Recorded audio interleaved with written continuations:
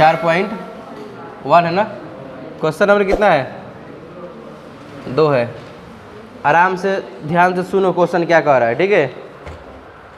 देखो लिखा है निम्न स्थितियों को द्विघात समीकरण के रूप में निरूपित कीजिए। कुछ स्थिति दिया है, कंडीशन, उसको क्या करना है? द्विघात समीकरण में बदल देना है। मतलब कि उसके कथन को हमें क्या करना है? X square plus b x plus c बराबर 0 के रूप में क्या करना है? बदल देना है। बस को हल नहीं करना है, केवल क्या लिखा है कि निम्न स्थितियों को द्विघात समीकरण के रूप में निरूपित कीजिए। इसका हल कह रहा है, नहीं निकालना है, केवल क्या करना है? द्विघात समीकरण के रूप में क्या करना है? बदलना है। देखो द्विघात समीकरण का रूप यही ना होता है, हम लोग पढ़े हैं ना कि x square plus b x plus c बराबर 0 के रूप में कोई भी समीकरण क्या कहलाएगा? द्विघात समीकरण कहलाता है। कंडीशन ये है कि ए का मान 0 के बराबर नहीं होना चाहिए, ए का मान 0 के बराबर नहीं होना चाहिए, और ए बी सी क्या होता है? वास्तविक संख्या होता है, ठीक है। अब 2 का 1 देखो क्या कह रहा है, 2 का 1 क्वेश्चन पढ़ रहे हैं, ध्यान से सुनो। एक आयताकार भूखंड का क्षेत्रफल 528 मीटर स्क्वायर है। आयत जानते हो ना किसको बोलते हैं? आयत। आयत में क्या होता है? लंबाई और चौड़ाई अलग अलग होता है।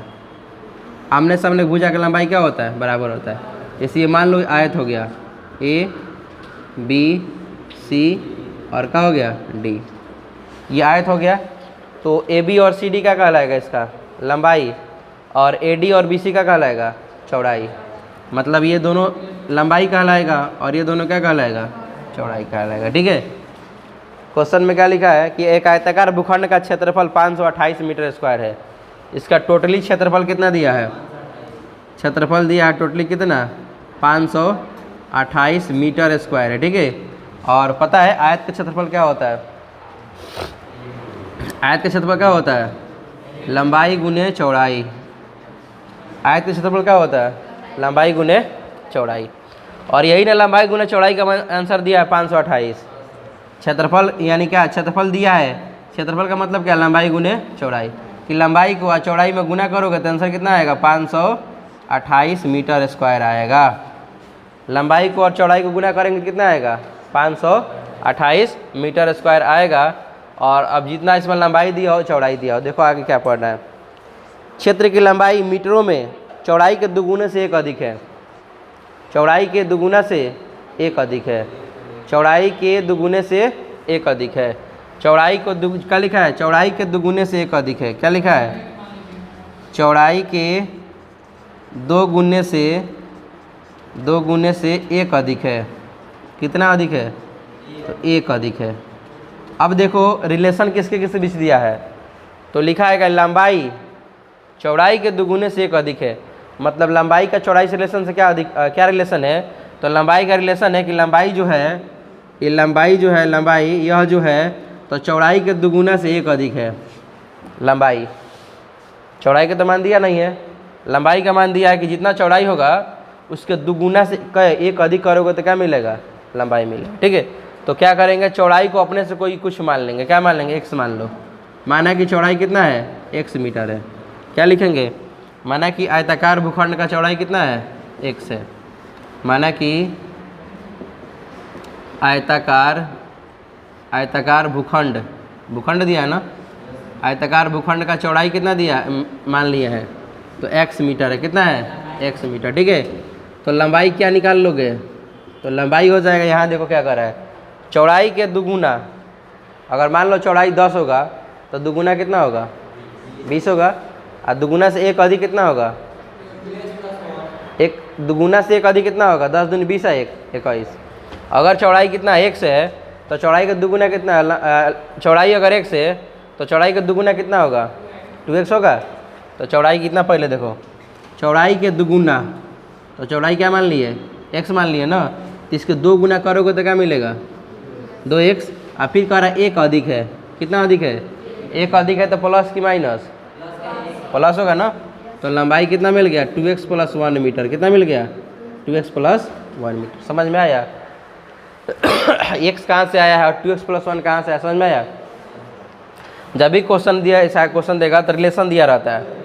लंबाई का मान पढ़ रहा है कि लंबाई का जो मान है चौड़ाई के दुगुना से क्या अधिक है? 1 अधिक है। तो चौड़ाई को मानना पड़ेगा क्योंकि चौड़ाई भी तो नहीं पता है। तो चौड़ाई कितना मान लिए? x मीटर है। तो लंबाई कितना हो जाएगा, तो इसको 2 गुना, तो 2x से 1 अधिक है तो क्या करेंगे, +1 कर देंगे। अगर ये लिखा होगा 5 गुना से 5 अधिक है तो क्या करोगे, 5x + 5। 3 गुना से 4 अधिक है, 3x + 4।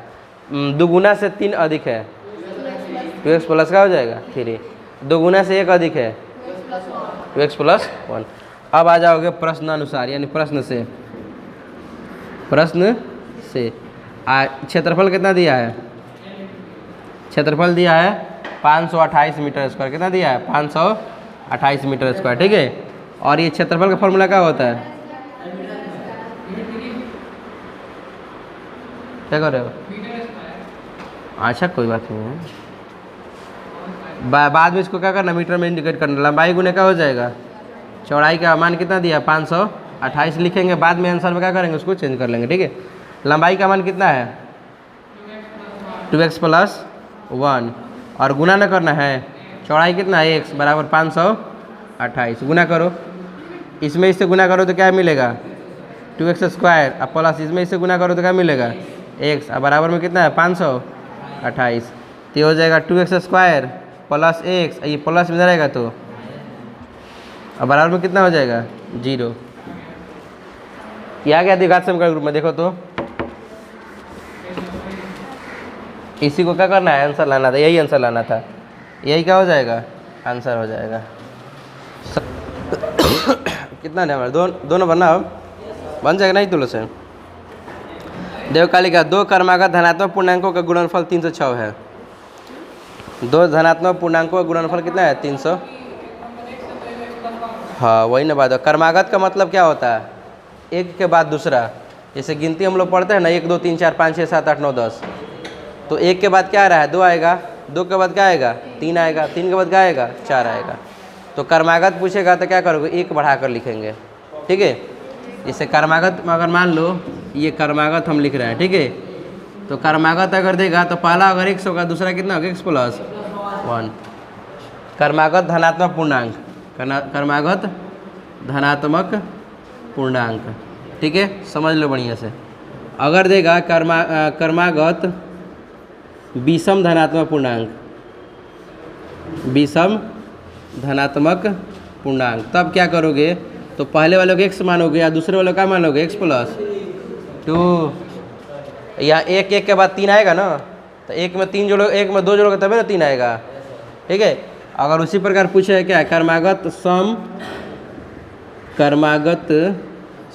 धनात्मक पूर्णांक, क्रमागत सम धनात्मक पूर्णांक, तो इसमें भी क्या करोगे, पहले वाले का x मानोगे, दूसरे का क्या मानेंगे, x + 2, ठीक है। जैसे मान लो कि पहला 10 आ गया, दूसरा 12 आना चाहिए ना, तब ना क्रमागत होगा। तो क्या होगा, 10 + 2 कितना हो जाएगा, 12। हाँ वही तो समझा रहे हैं, तू आपस में बात कर रहा था। क्रमागत का मतलब होता है 1 के बाद दूसरा, ना तो सम ना तो विषम दिया है। अगर मान लो 10 है तो इसको 11 आना चाहिए, अगर 99 है तो इसको क्या आना चाहिए, 100 आना चाहिए। तो अगर x का मान 10 भरोगे तो 10 + 1 11 आएगा, 10 11 हो जाएगा। तो क्रमागत विषम, विषम का मतलब क्या होता है, 1 3 5 7 9 11, मतलब अंतराल एक होता है ना उसमें 9। अगर मान लो ये 9 है तो 9 के बाद दूसरा कितना आना चाहिए, 11 आना चाहिए, 10 नहीं 11।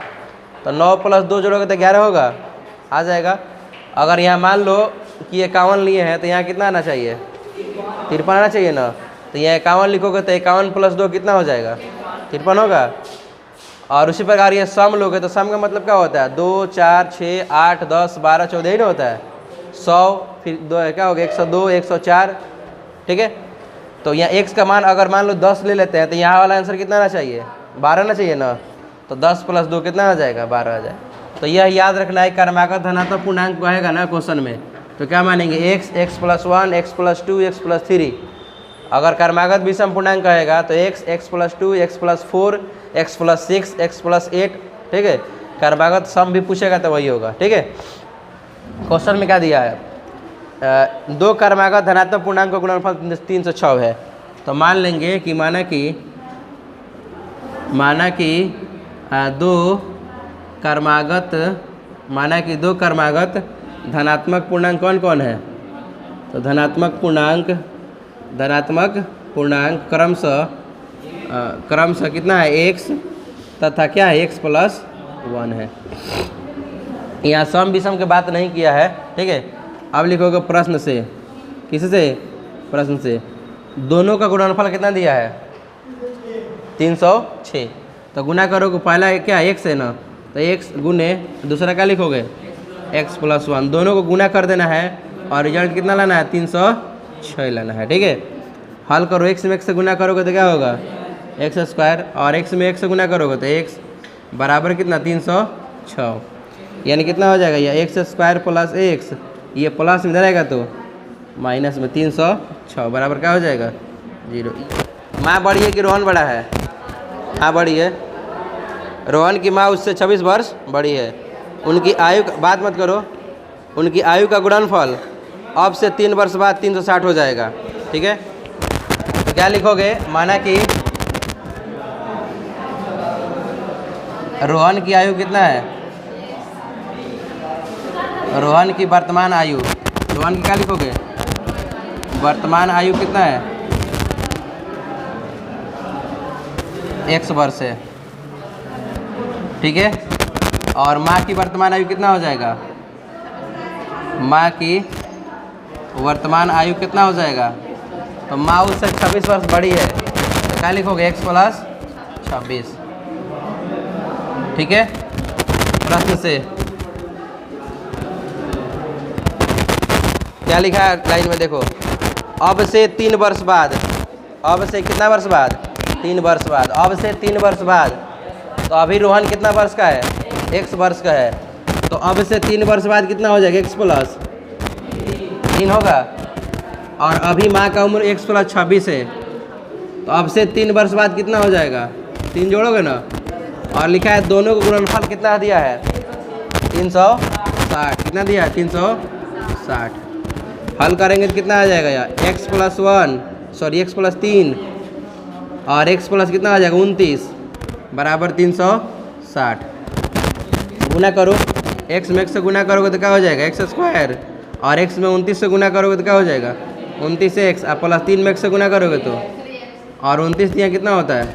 87 होता है ना, बराबर 360। यानी कितना हो जाएगा? x स्क्वायर प्लस 29 और 30 कितना? 29 और 3 कितना हो जाएगा?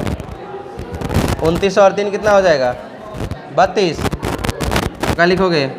32x प्लस 87, प्लस में इधर आएगा तो माइनस में, यानी कितना हो जाएगा? यह x स्क्वायर प्लस 32x, और 10 में से 7 जाएगा तो 3, यहाँ बचेगा 5, 15 में से 8 जाएगा, कितना हो जाएगा?